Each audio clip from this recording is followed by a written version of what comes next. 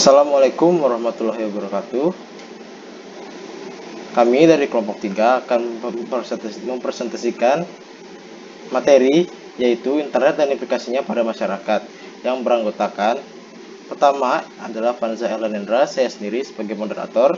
Yang kedua ada Muhammad Fajar Rifki Prianto sebagai pembawa materi dan notulen.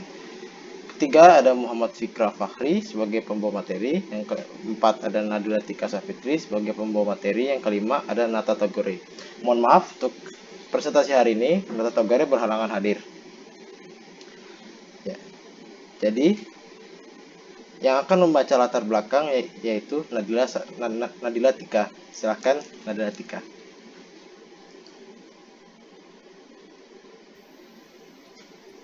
Internet merupakan salah satu hasil dari kecanggihan dan kemajuan ilmu pengetahuan dan teknologi buatan manusia.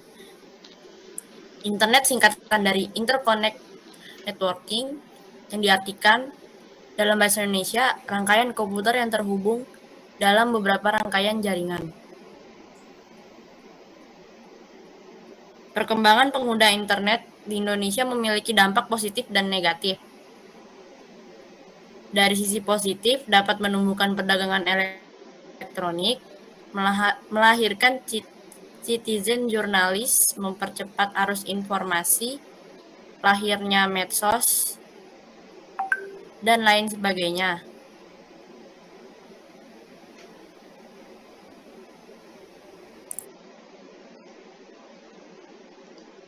Terima kasih atas penjelasan analitika. Selanjutnya ada pembahasan dan studi kasus yang akan dijelaskan oleh Muhammad Fikra. Silahkan.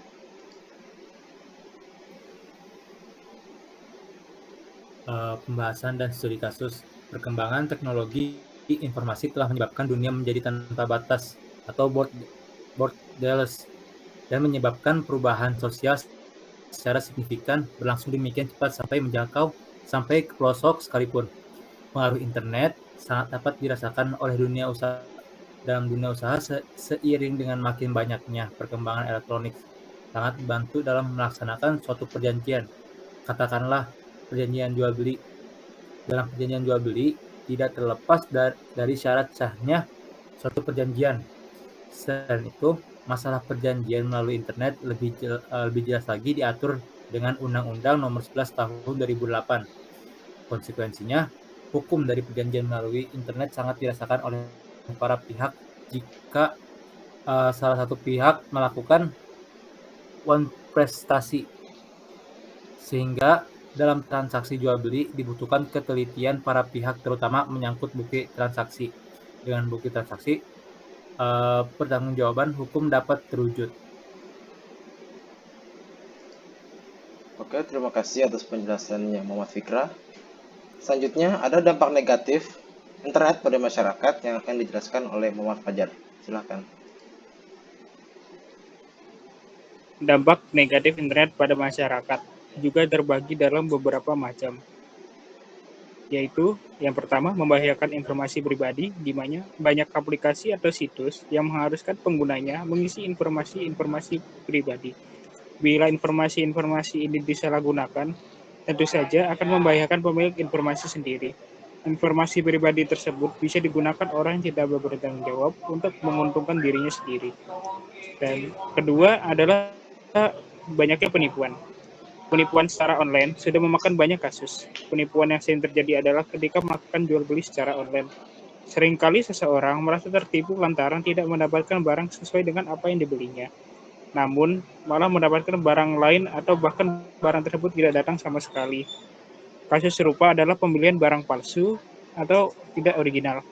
Penjual mematok harga murah supaya pelanggan tergiur dan membeli produknya, padahal barang yang ia jual tidak sesuai dengan barang aslinya. Oleh karena itu, perlu kewaspadaan dan ketelitian jika ingin membeli barang melalui internet, ketahui tokonya dan kepastian barangnya. Dan ketiga adalah pelecehan seksual atau cyberbullying. Pelecehan seksual secara online merupakan kasus yang semakin lama semakin meningkat jumlahnya. Seringkali korban tidak menyadari bahwa ia sedang mengalami pelecehan seksual atau bahkan masuk ke perangkap pelaku dalam pelecehan seksual. Biasanya, pelaku pelecehan seksual secara online berkedok untuk mutualan atau mengajak berkenalan. Kemudian setelah itu memulai percakapan hingga memulai keakraban dengan korban. Ketika sudah memiliki rasa saling percaya, maka pelaku akan mengarah ke tindakan pelecehan seksual seperti meminta foto-foto vulgar dan hal lain sebagainya. Selain hal semacam itu, pelecehan seksual juga bisa terjadi tanpa disadari. Contohnya seperti seseorang yang berkomentar tidak senonoh diunggah seseorang. Biasanya korban pelecehan seksual kebanyakan orang perempuan dan anak-anak. Oleh karena itu, bagi orang tua harus selalu mengawasi aktivitas si anak-anaknya, dan bagi perempuan harus selalu meningkatkan kewaspadaannya. Oke, terima kasih atas penjelasannya Muhammad Fajar. Selanjutnya, ada pun solusi untuk masalah tersebut yang akan dijelaskan oleh Nadila Tika. Silakan.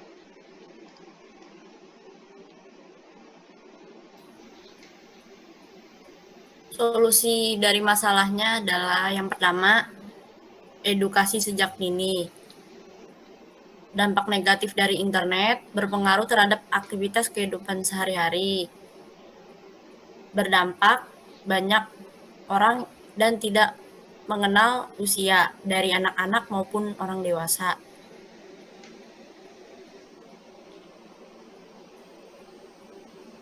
Yang kedua, pengawasan orang tua.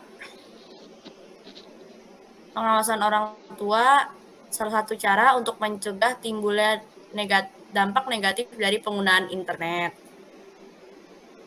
Anak-anak yang masih belum berada di usia bijak dalam mencerna apapun yang diterimanya, pengawasan orang tua harus dilakukan secara berkala setiap saat. Yang ketiga, menyaring semua informasi yang diterima. Seiring waktu berjalan, teknologi terus berkembang. Maka dari itu, informasi yang beredar di internet semakin banyak dan beragam. Secara tidak langsung, akan lebih banyak informasi yang harus disaring untuk diterima. Yang keempat, jangan mudah percaya kepada orang yang tidak dikenal.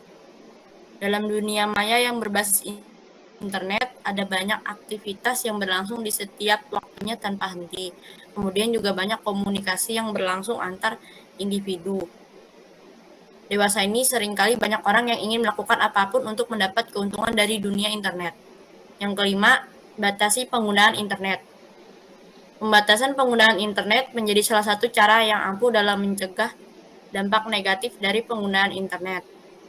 Walaupun dalam dunia modern saat ini internet menjadi salah satu basis seluruh aktivitas umat manusia, pembatasan penggunaan internet sangatlah penting.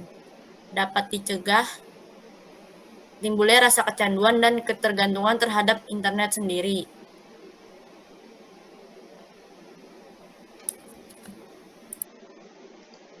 Oke, terima kasih atas penjelasan Nadila. Sekian presentasi dari kami. Namun ada pertanyaan penulis dalam diskusi. Pertanyaan pertama yaitu, apakah latar belakang objek studi kasus yang akan dijelaskan oleh Nadila Tika? Silahkan.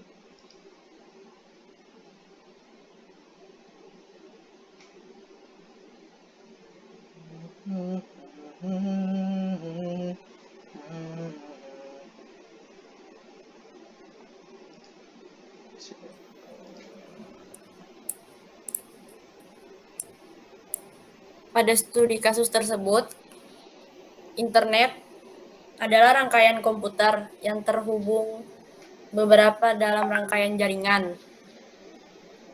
Internet juga hasil dari kecanggihan dan kemajuan ilmu pengetahuan dan teknologi buatan manusia. Oke, terima kasih atas jawabannya. Pertanyaan kedua yaitu, siapakah subjek dan objek dalam studi kasus? Silakan Nadila Tika dijawab.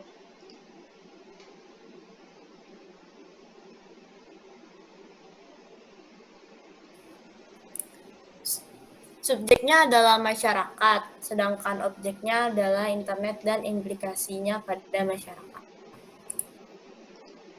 Terima kasih atas jawabannya.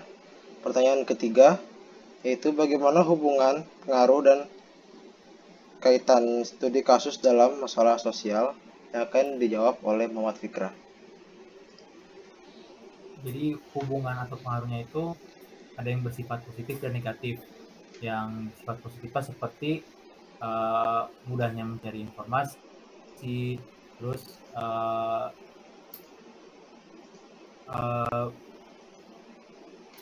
mudahnya mencari informasi, terus kayak jual beli online, jual beli bisa dilakukan secara online. Terus yang negatifnya seperti membahayakan informasi pribadi, terus banyaknya penipuan. Lalu ada juga seperti pelecehan seksual secara online atau cyberbullying. Oke, terima kasih atas jawabannya Muhammad Fikra. Selanjutnya pertanyaan keempat, yaitu apakah metode atau strategi penanganan masalah dalam studi kasus ini? Silakan dijawab Muhammad Fikra. Solusinya yang pertama di edukasi sejak dini, lalu harus lebihnya pengawasan orang tua, terus juga menyaring semua informasi yang diterima,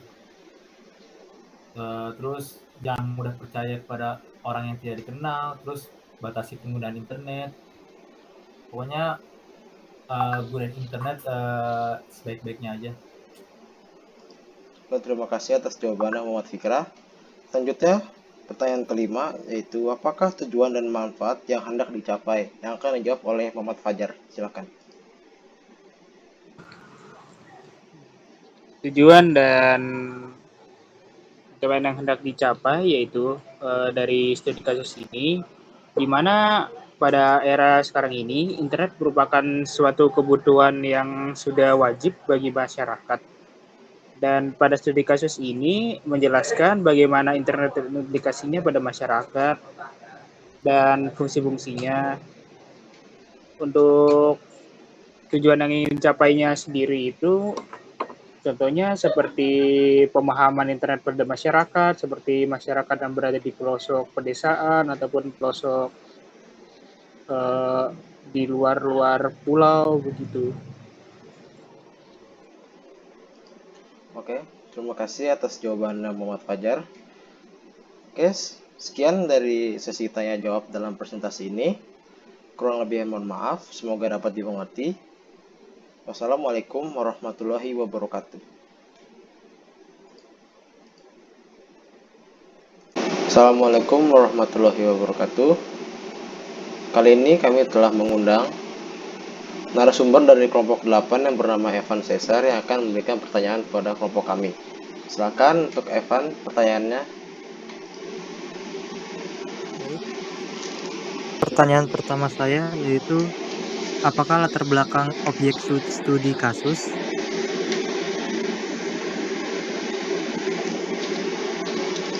Oke, pertanyaan kedua. Yang kedua, siapakah subjek dan objek dalam studi kasus? Lalu yang ketiga, bagaimana hubungan atau pengaruh dan kaitan studi kasus dalam masalah sosial? Lalu yang keempat, apakah metode atau strategi penanganan masalah dalam studi kasus? Pertanyaan terakhir, apakah tujuan dan manfaat yang hendak dicapai? Sekian pertanyaan dari saya, terima kasih. Oke, terima kasih atas pertanyaannya, Evan. Pertanyaan pertama, apakah latar belakang objek dari studi kasus berikut? Yang akan dijawab oleh Nadila Tika. Silahkan.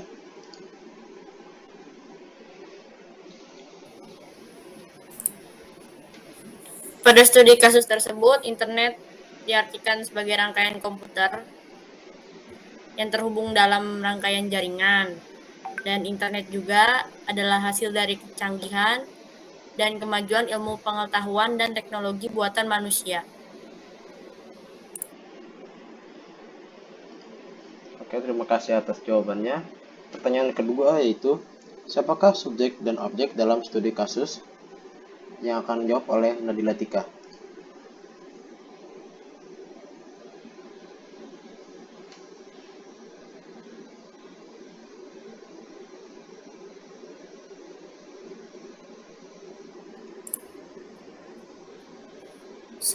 subjeknya adalah masyarakat dan objeknya adalah internet dan implikasinya pada masyarakat. Oke, terima kasih atas jawabannya. Pertanyaan ketiga yaitu, bagaimana hubungan atau pengaruh dan kaitan studi kasus dalam masalah sosial yang akan dijawab oleh Muhammad Fikra? Silakan. Jadi pengaruhnya itu ada yang bersifat positif dan negatif. Yang positifnya seperti mudahnya dalam berkomunikasi, mudahnya dengan mencari informasi, terus juga mudahnya bertransaksi. Lalu yang negatifnya seperti yang pertama tuh informasi pribadi kita bisa bocor, terus banyaknya penipuan, terus yang terakhirnya adanya pelecehan seksual secara online atau disebut juga cyberbullying. Baik, terima kasih atas jawaban Muhammad Fikra. Pertanyaan keempat yaitu, apakah metode atau strategi penanganan masalah dalam studi kasus yang akan dijawab oleh Muhammad Fikra? Jadi cara mengenai ininya seperti di edukasi sejak dini, terus harus lebih pengawasan orang tuanya itu harus dilebihin, lalu menyaring semua informasi yang baik-baik yang dapat diterima, terus juga jangan mudah percaya sama orang lain atau orang yang tidak dikenal, terus gunain internet sebaik-baiknya aja. Baik, terima kasih atas jawaban Muhammad Fikra. Pertanyaan terakhir yaitu, apakah tujuan dan manfaat yang hendak dicapai yang akan dijawab oleh Muhammad Fajar?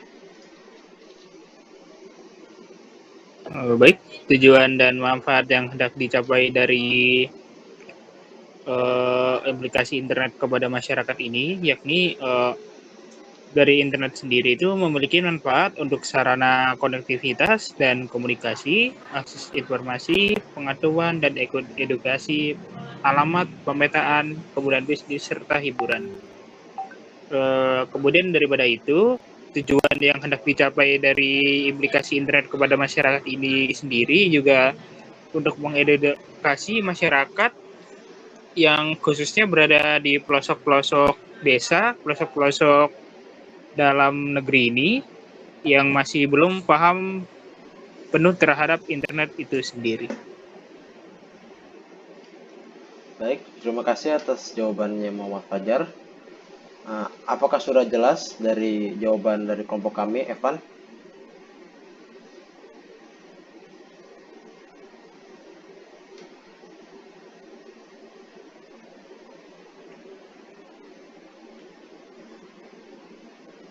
Apakah cukup jelas jawabannya, Evan? Sudah cukup jelas.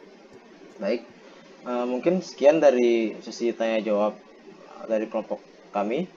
Kurang lebihnya mohon maaf, semoga dapat dimengerti. Wassalamualaikum warahmatullahi wabarakatuh.